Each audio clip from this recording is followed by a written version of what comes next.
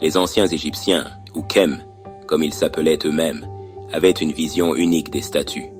Il ne s'agissait pas simplement d'œuvres d'art. Elles étaient considérées comme des incarnations vivantes des dieux, des rois et des personnages importants. Imaginez un monde où une statue n'était pas seulement de la pierre, mais un réceptacle contenant un esprit. Telle était la croyance kémite. Ces statues étaient des lieux de prière et d'offrande. Les gens croyaient pouvoir interagir avec le divin à travers elles. Leur création était un art sacré, avec des rituels et des matériaux spécifiques utilisés. Ce lien profond entre le spirituel et le physique rend l'histoire de cet Atsimekson, cette Saula, cette Atu, c'est encore ça là. Plus ça c'est plus tragique, car leur destruction n'était pas seulement une question d'endommager l'art. Il s'agissait d'attaquer l'essence même de l'identité kémite.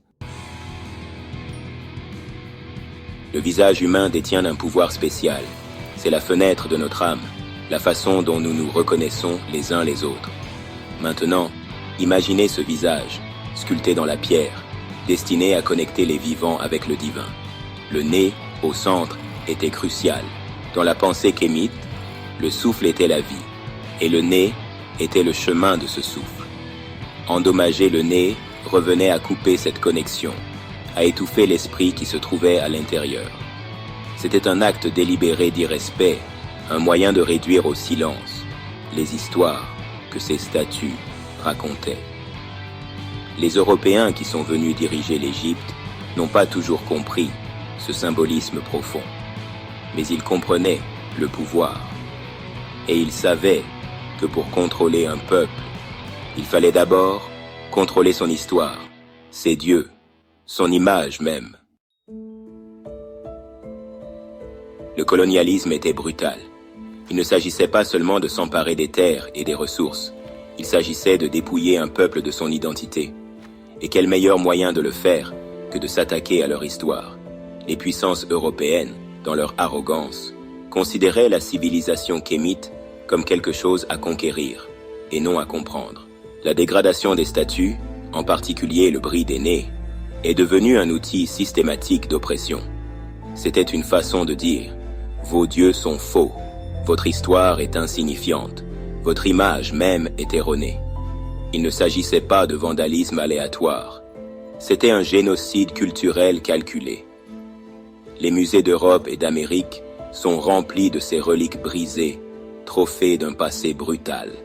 Chaque nez ébréché, chaque main manquante est un cri silencieux contre l'injustice, un rappel de la violence infligée à une culture. Section 4. Écho de l'effacement. Perspective d'experts sur la violence culturelle.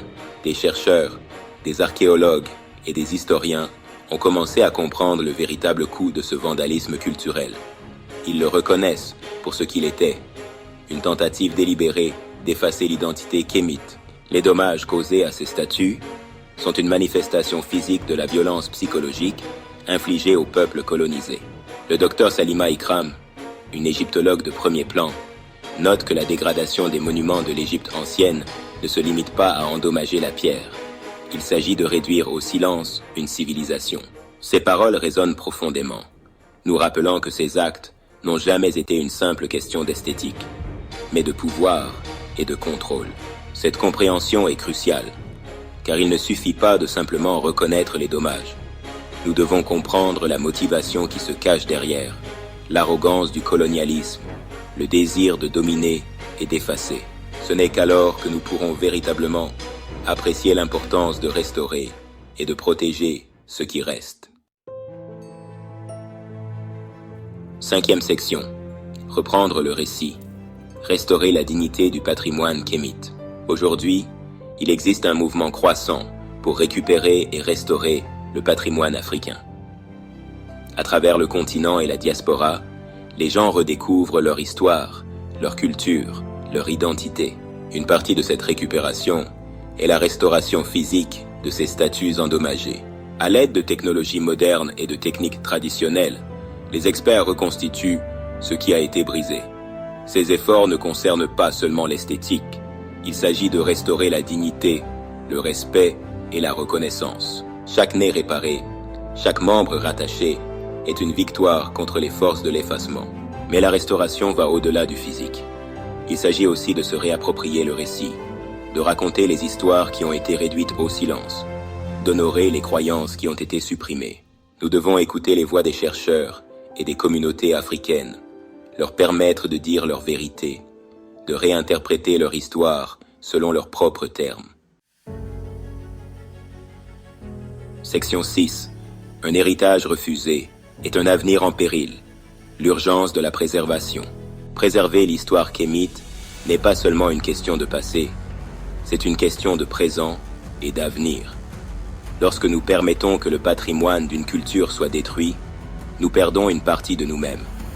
Nous perdons la richesse et la diversité de l'expérience humaine.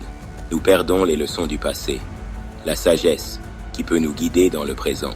La lutte contre l'effacement culturel est une lutte pour la justice, pour la reconnaissance, pour l'avenir. C'est une lutte qui exige de nous que nous soyons vigilants, que nous remettions en question ceux qui cherchent à contrôler et à effacer, que nous protégions et préservions l'héritage de nos ancêtres. Les nez brisés des statues kémites sont un rappel brutal de la fragilité de l'histoire, de l'héritage durable, du colonialisme et du besoin urgent de protéger le patrimoine culturel. Nous ne devons pas permettre que ces actes de violence se poursuivent, que ce soit physiquement ou par le biais du silence continu des voix africaines.